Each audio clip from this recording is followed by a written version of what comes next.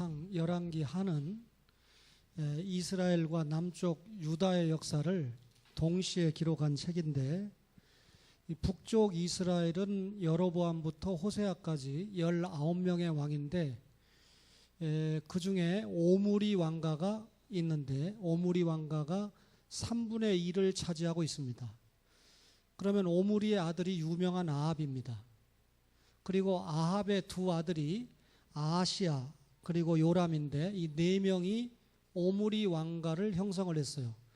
남쪽 유다 같은 경우는 한 번 왕이 정해지면 아들이 왕이 되니까 쭉 이어지는데, 그러니까 최소한 3촌으로 이어지는데, 북쪽은 정권이 7번이나 바뀌었죠.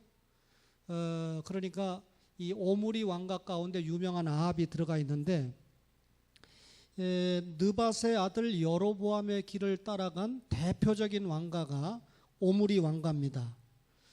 그러면 이 아합이 통치했던 오므리 왕가의 특징은 이렇게 설명할 수 있어요. 하나님 나라 대 세상 나라, 성령의 나라 대 사탄의 나라, 그 다음에 신본주의 나라 대 인본주의 나라. 그러면 오므리 왕가는 뭡니까? 세상 나라고 사탄의 나라고 인본주의 나라를 대표하는 그런 나라라고 말할 수 있는데, 아합의 부인이 이세벨이지 않습니까? 근데 이 아합과 이세벨의 주구가 누구냐면 바알과 아세라를 섬기는 선지자 850명이죠. 가짜 선지자 850명이죠. 그런데 이 당시에 진짜 선지자 한 사람이 나타났는데, 그 이름이 유명한 엘리야 선지자입니다. 그렇죠? 여러분, 이 아합은 자기 아버지 오므리의 악정을 대단히 강화를 시켰습니다. 그러니까 오므리보다도 더 악하게 영적으로나 육적으로 최악의 시대를 만들었던 사람이 아합인데, 우선 이방 여인 이세벨과 결혼을 했습니다. 그리고 그 이방 나라에서 섬겼던 바알을 끌어다가 하나님의 언약의 백성인 이스라엘에다가 바알을 숭배하도록 강조했던 대표적인 왕이 아합 왕입니다. 우리가 이 정도 들으면 아합이 통치하던 그 시대가 최악의 시대였죠. 그런데 이런 최악의 시대에 하나님이 최선의 방법으로 대응하시는데 누구를 출연시켰습니까? 엘리야를 소명을 해서 최악의 시대를 최선의 대처를 하도록 했습니다. 여러분, 신약성경 누가복음 4장 24절 이하를 읽어보면 예수님께서 엘리야 선지자와 엘리사 선지자를 직접 언급하십니다. 그러니까 사르밧 과부를 언급하면서, 흉년을 언급하면서 최악의 시대에 사역을 했던 엘리야 선지자를 예수님이 언급을 하십니다. 그리고 야고보서 5장 17절에 보면 예수님의 동생 야고보 사도가 엘리야를 기도의 사람이다, 이렇게 소개를 합니다. 예수님의 12제자 가운데 가장 사랑받았고 젊은 사도 요한은 요한계시록 11장 6절에 보면 엘리야를 영적으로 능력이 있는 사람이다, 이렇게 소개를 하고 있습니다. 그러니까 아합 시대 때 출연했던 엘리야 선지자를 예수님도 인정을 하시고 또 사도들도 인정을 했던 구약의 대표적인 선지자가 엘리야 선지자다, 그 말이죠. 그러면 오늘 읽었던 이 말씀을 전후해서 아합이 통치하던 그 시대의 역사적인 상황이 어땠느냐? 우선 정치적인 상황을 여러분에게 말씀을 드리려고 합니다. 자, 열왕기상 16장 30절을 보세요. 열왕기상 16장 30절을 보면 오므리의 아들 아합이 그의 이전의 모든 사람보다 여호와 보시기에 뭐라고요? 악을 더욱 행했다. 아합이 악을 더욱 행했다. 느밧의 아들 여로보암의 죄를 따라 행하는 것을 오히려 가볍게 여기며 시돈 사람의 왕 엣바알의 딸 이세벨을 아내로 삼고 가서 바알을 섬겨 예배하고 사마리아에 건축한 바알의 신전 안에 바알을 위하여 제단을 쌓으며 또 아세라상을 만들었다. 여러분, 이 정치적으로 아합 왕가 때 어땠다고요? 이전에 어떤 왕보다도 하나님을 노하시게 했던 왕이다.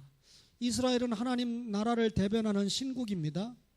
그런데 이 신국을 맡은 왕들이 하나님을 기쁘시게 해야 되는데 이전에 어떤 왕보다도 하나님을 노하게 했던 왕이 아합이다. 정치적인 상황이 대단히 험난하고 곤란했다, 그 말이죠. 엘리야는 이 시대의 특성을 이렇게 이야기합니다. 열왕기상 19장 10절을 보세요.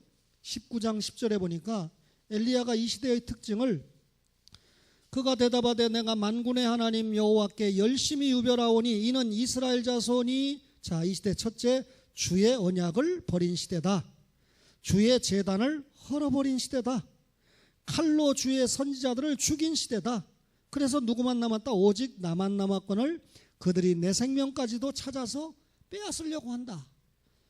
14절을 한번 보시겠습니까? 똑같은 말씀이 있죠. 이 시대의 특징이 뭡니까? 이스라엘 자손이 뭘 버렸어요? 주의 언약을 버렸고 주의 제단을 헐었고 칼로 주의 선지자들을 죽여버린 시대다. 정치적으로 이 권세를 잡은 자들이 폭정을 행했던 시대가 이 아합이 통치하던 시대다. 종교적인 상황은 어땠습니까? 왕상 18장 19절을 보세요. 18장 19절을 보니까 이렇게 기록되어 있습니다. 그런즉 사람을 보내온 이스라엘과 이세벨의 상에서 먹는 바알의 선지자 몇 명? 450명과 아세라의 선지자 몇 명이죠? 400명을 갈멜산으로 모아 내게로 나오게 하소서.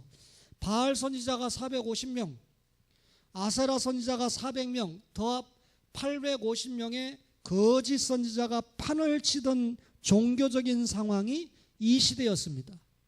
그러니까 바알 선지자, 아세라 선지자가 누구의 주구 노릇을 하고 있습니까? 아합과 이세벨의 주구 노릇을 하고 있어요. 선지자가 왕들이 잘못 가면 잘못 간다고 하나님의 말씀에 입각해서 지적을 해줘야 되는데 왕들이 시키는 나쁜 일을 앞에 서서 감당하는 가짜 선지자가 850명이나 있었다, 그 말이죠.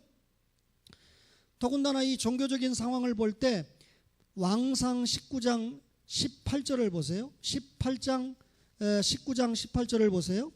19장 18절에 보니까 그러나 내가 이스라엘 가운데 7,000명을 남기리니 다 바알에게 무릎을 꿇지 아니하고 다 바알에게 입 맞추지 아니했다. 사실은 엘리야 선지자 한 사람만 있는 게 아니라 바알에게 무릎도 꿇지 않고 바알에게 입도 맞추지 않은 몇 명이 있었습니까? 7,000명이 있었어요. 그런데 엘리야가 생각할 때 나 혼자 있습니다. 가짜 선지자 850명인데 바알 선지자 450에 아세라 선지자 850명 가짜가 있는데 하나님의 종은 저밖에 없습니다. 이게 무슨 말이죠? 7,000명을 하나님이 남겨두기는 남겨뒀는데 어디에서 무엇을 하고 있는지 안 보인다, 그 말이죠. 왜냐하면 아합이 영적으로 너무 괴롭히니까 피난가 있는 거예요. 숨어 있는 거예요. 목숨을 부지하고 있는 겁니다. 그러니까 실제로 활동하는 사람은 누구만 있는 것처럼 보입니까? 엘리야만 있는 것처럼 보이는 거죠.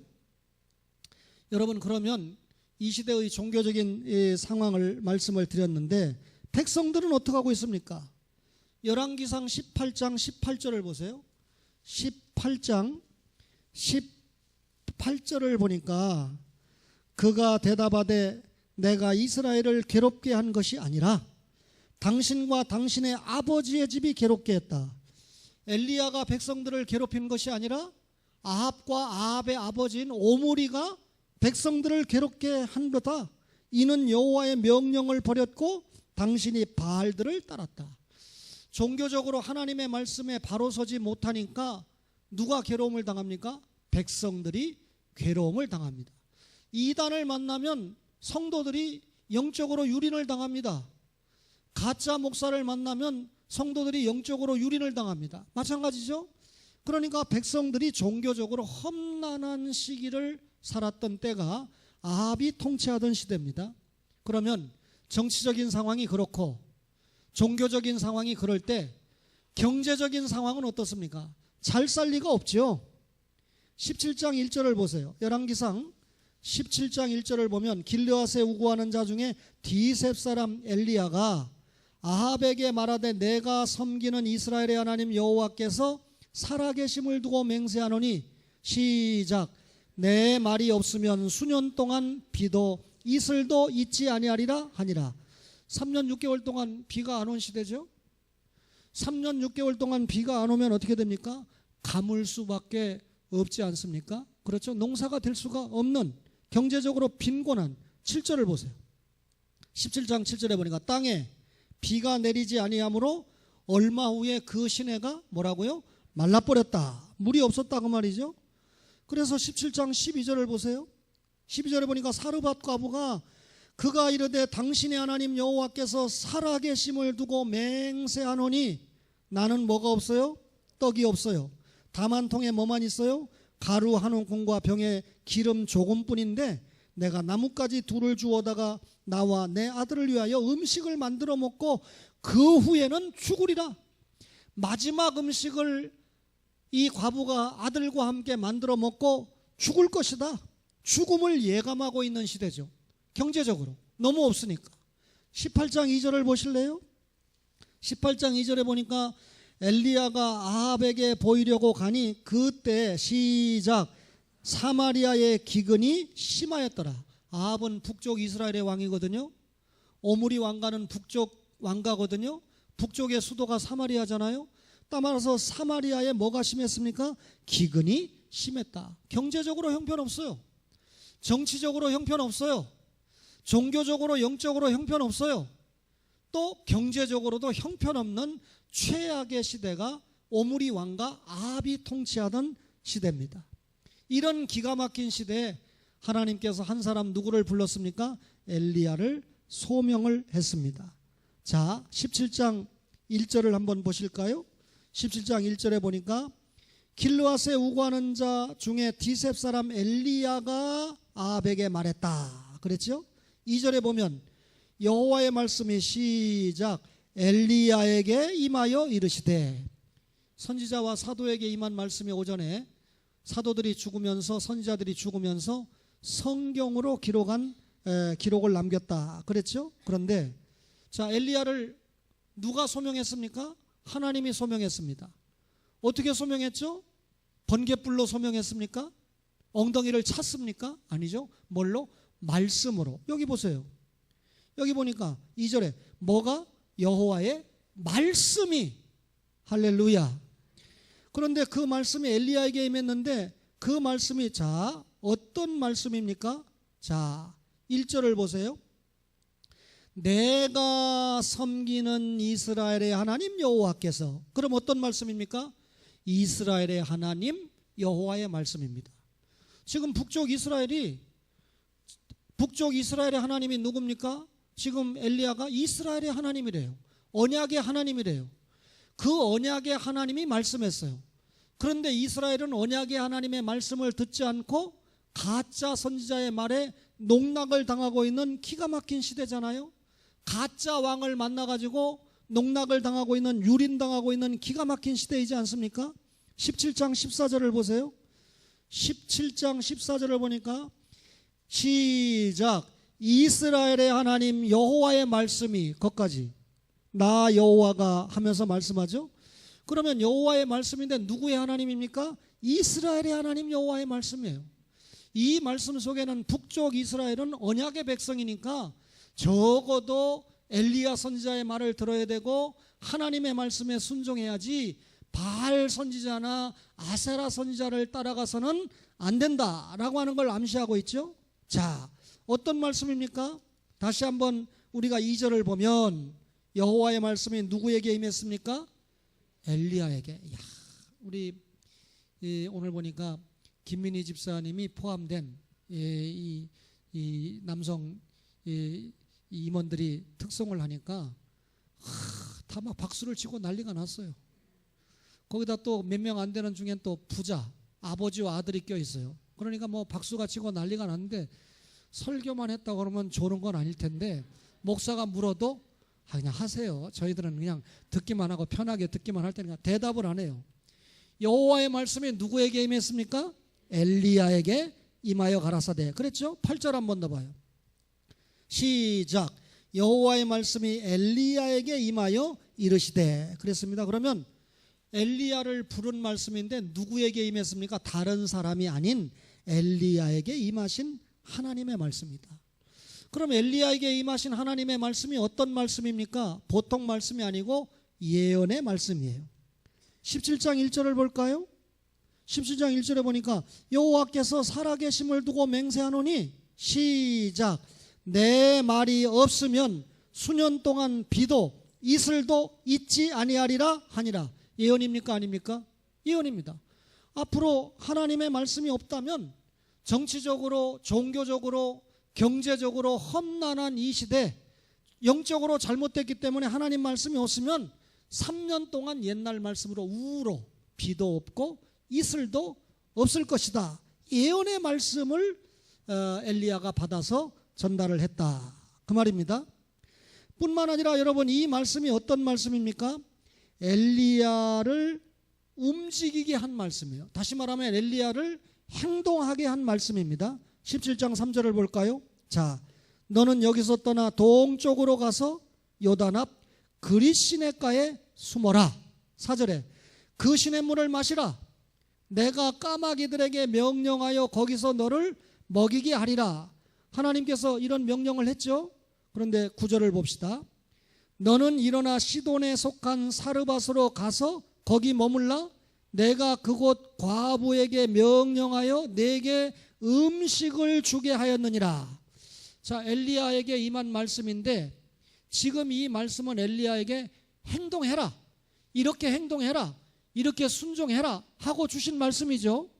그러니까 우리에게 주시는 말씀은 하나님이 허공을 치시는 말씀이 아니고 여러분과 저에게 주신 모든 말씀은 행동하게 하는 말씀이에요. 주일 지켜라. 주일 지키는 행동이 나와야 돼요.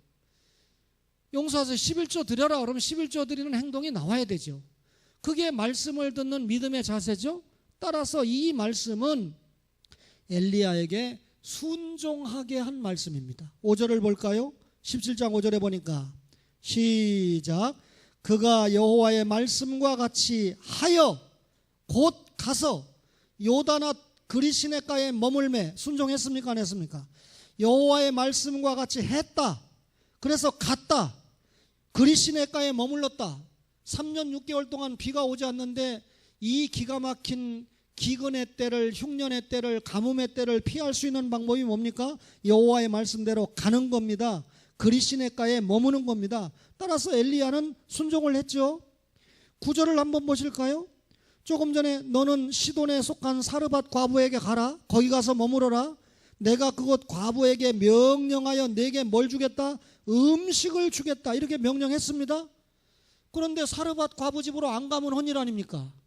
그런데 엘리야 선지자가 10절에 보니까 그가 일어나 사르밧으로 가서 성문에 이를 때 한 과부가 그곳에서 나뭇가지를 줍는지라. 이에 불러 이르되 청하건대 그릇에 물을 조금 가져다가 내가 마시게 하라 그랬습니다. 순종했죠. 사르밧 과부의 집에 가라. 그러니까 사르밧 과부의 집으로 갔죠. 여러분, 이렇게 하나님의 말씀이 주어졌을 때 말씀에 순종을 해야 됩니다. 말씀에 반응을 해야 됩니다. 이것을 우리가 신앙과 행위의 일치다, 그렇게 이야기를 하는 거죠. 여러분, 제가 요즘 이 새로운 좋은 목사님을 발견을 해서 교제를 새롭게 하고 있는데, 그 목사님이 이번에 장례식을 가는데 제가 너무 힘들어하니까 당신이 우리 집에 와서 저를 픽업을 하고 안산까지 갑니다. 안산에 가서는 이제 이상철 목사님이 운전을 해서 천안을 갔다 오는데, 여기에서 최소한 안산 가는데 30분은 더 걸리잖아요. 근데 그 목사님은 또 운전이 굉장히 느려요. 거기다가 또 이 가스 차다 보니까 이 에어컨을 켜고 하니까 속도도 안 나는 것 같아. 한 40분 걸린 것 같아요. 이런저런 얘기를 하죠. 올 때도 또 이런저런 얘기를 하죠. 그런데 여러 목사님들을 이야기하면서 목사님이 사랑을 다시 해줄 수 없겠느냐 하면서 불쌍한 목사, 이런 목사, 저런 목사를 이야기를 해서, 제가 옛날 같으면 제가 인정하고 제가 존경하는 목사님이 그렇게 중매를 하면 예수님도 다 용서하고 사랑하라고 그랬는데 그렇게 해야지요. 그런데 제 믿음 가운데 이 목사님의 말을 듣지 않고 용서를 안 하고 사랑을 안 해주는 게 진짜 사랑하는 거다. 여러분, 무조건적인 사랑을 계속 해주니까 바본 줄 알아요. 자기가 최고인 줄 알아요. 그래서 제가 그 목사님에게 이렇게 답을 냈습니다. 목사들을 사랑하느니 성도들을 사랑하겠습니다. 목사들이 너무 진실하지 못합니다. 목사들이 너무 설교한 대로 살지 않습니다. 목사님 너무 보지 않습니까? 몇 가지 증거를 이야기할까요? 여러분들이 들으면 시험 들으니까 제가 몇 가지 선교사들 또 그분이 중재하는 여러 목사들 학자 제가 이야기를 하면서 제가 반론을 제시했습니다. 더 이상 이야기를 안 하는데 양 목사님은 그래도 시간이 지나면 신 목사님 마음이 풀어졌으면 하는 마음을 보이더라고요. 제가 여러분 왜 마음을 거둡니까? 오늘 아침에 일어나서 기록을 남겼어요. 신앙과 행위가 일치가 되지 않는다. 아니, 언어와 행위가 일치가 되지 않는다. 그래서 분명히 그 목사님이 말한 대로 신 목사가 부족하지만 이제 어느 정도 선배의 대열에 목사 안수 받은 지 27년 아닙니까? 그러니까 27년이면 철들 목사가 됐잖아요. 후배들도 많이 있잖아요. 목사를 사랑하기는 해야죠. 그러나 사랑을 주어도 가치가 있고 사랑을 주어도 주님의 일을 성실하게 감당할 수 있는 목사를 사랑해야지 자기의 명예와 자기의 이익만을 위해서 일하는 목사들. 여러분, 내가 태국에 가서 선교비를 씁니다. 이거 신 목사가 개인 선교비를 주는 겁니다. 절대로 그럴 수가 없습니다. 여기에서 이것은 동부중앙교에서 전해준 선교비입니다. 이것은 우리 성도들이 십시일반 모아준 선교비입니다. 이것은 어느 누가 준 선교비입니다. 이렇게 해서 여기에 이렇게 사용을 받아야 됩니다 라고 이야기하고 나를 사랑한 우리 교회를 우리 성도를 높이고 나에게 심부름을 시킨 자원을 준 그 권사 그 전도사님을 높이지 내가 잘나서 이걸 가지고 왔습니다 하고 펌재지 않습니다. 주님의 자세, 주님 앞에서 진실해야 되지 않습니까? 여러분, 신앙과 행위가 일치돼야 되는데 엘리야는 순종했어요. 다시 말하면 말씀에 정확하게 반응을 했습니다. 여러분, 말씀에 정확하게 순종하고 반응하면 체험적인 축복이 오는 건 당연합니다. 열왕기상 17장 6절을 보세요. 17장 6절에 보니까 까마귀들이 아침에도 떡과 고기를 저녁에도 떡과 고기를 가져왔고 그가 시냇물을 마셨으나 뭐가 떡과 고기를 가져와요? 세상에 까마귀가 아침에도 떡과 고기를 저녁에도 떡과 고기를 가져왔는데 그가 시냇물을 3년 6개월 동안 비가 없는 상황에도 시냇물을 마셨다. 체험적인 축복이죠. 엄청난 축복이죠. 여러분과 저가 함께 고난을 당한 지난 세월이 있는데 지난주에 우리 성훈이가 태명이가 녹음 테이프를 못 찾아놨는데 그 위에 또 전화가 왔어요. 내가 또 녹음을 눌렀어요. 목사님밖에 가실 분이 없습니다. 목사님만 그 교회 가서 설교하고 목사님만이 그 교회를 이끌어줘야 됩니다. 그러고 또 왔어요. 세상에 우리 장로님들은 저를 나가라고 한 적이 없는데 지들이 오라고 해서 내가 가라고 해서 가고 그럽니까? 그런데 그렇게 연락을 했던 세력들이 불과 10년 전까지만 해도 신재철 목사는 나쁜 사람이다. 거짓말하는 목사다. 스승을 잡아먹는 목사다. 믿음이 없는 목사다. 그 불의한 목사가 짓거리는 대로 전파했던 사람들입니다. 쉽게 말하면 나를 핍박했던 사람이죠. 어느 목사님을 만났는데 저보고 목사님 상훈이 결혼 언제 합니까? 평생에 나한테 연락 한 번도 없는 사람이 과거에 나한테 엄청난 사랑을 받은 사람인데 여러분 저는 아버지가 밥값 안 줬어도 신학교 다닐 때 신학생들 밥 사주고 다녔습니다. 용서하세요.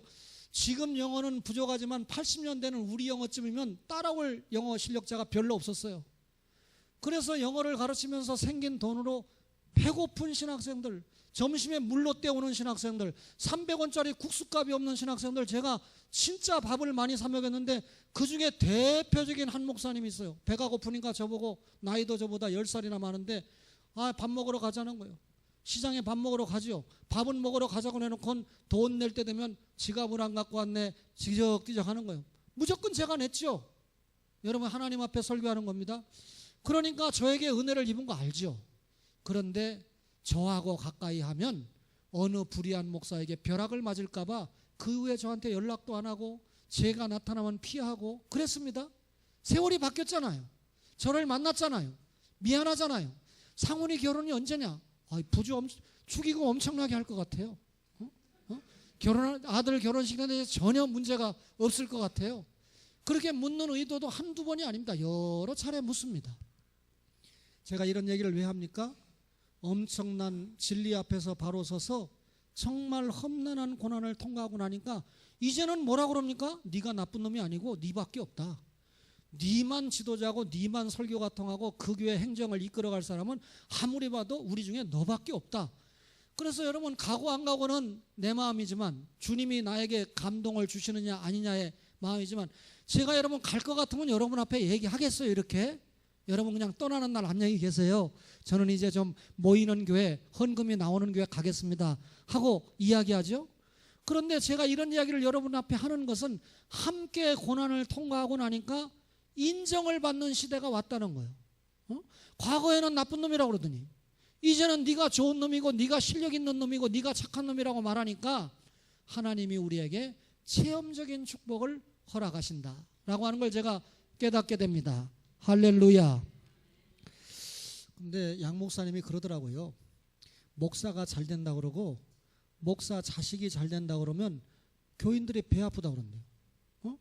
그래서 이 친구 목사가요, 부산에 있는데 설교를 했대요. 여러분, 우리 아들은 과외 한 번도 안 하고요, 주일날 독서실 한 번도 간 적이 없는데요, 고려대학교 법과대학을 합격했습니다. 근데 그 집사 자식들은 주일날도 어기고 학원 가서 사교육을 받고 별짓을 다 했는데 고대법대는 그만두고 재수 내지는 삼수를 하게 되니까 그렇게 설교하고 3주 만에 쫓겨났대요.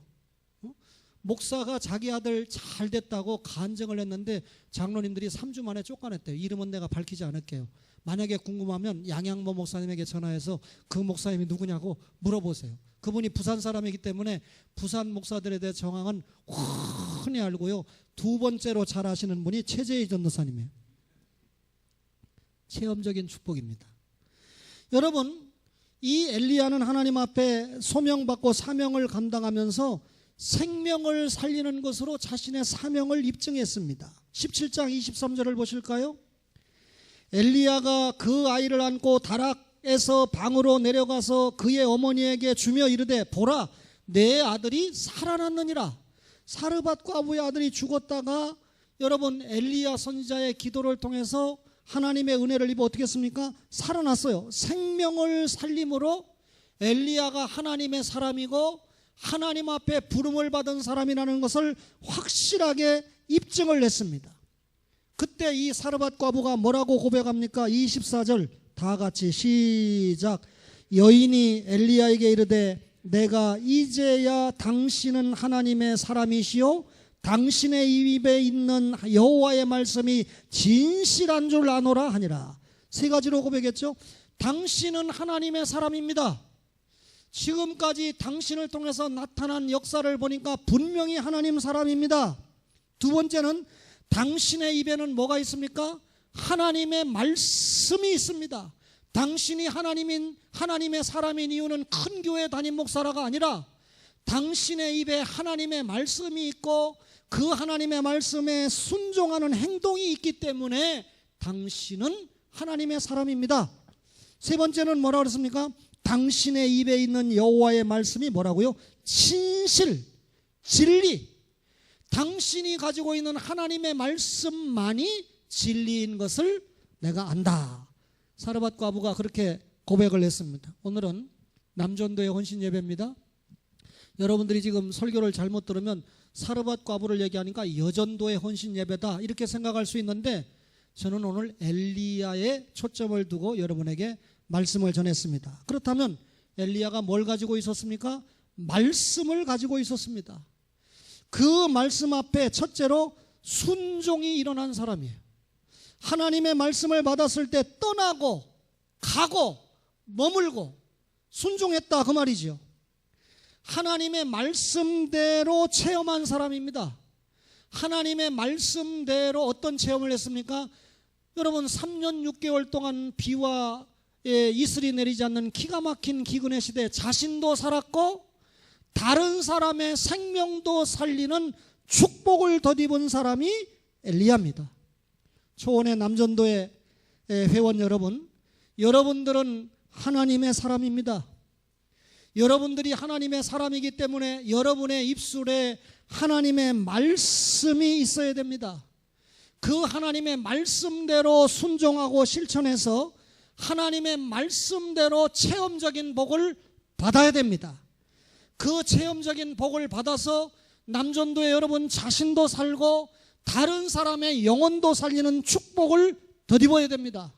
우리 초원의 남전도회가 우리 박연섭 집사님이 기도한 대로 여러분들이 하나님의 말씀대로 순종을 해서 체험적인 축복을 입어서 여러분 자신과 다른 사람과 교회와 한국교회를 살리는, 선교사들을 살리는, 태국의 영혼을 살리는, 필리핀의 영혼을 살리는 그런 축복이 있기를 주님의 이름으로 축원합니다.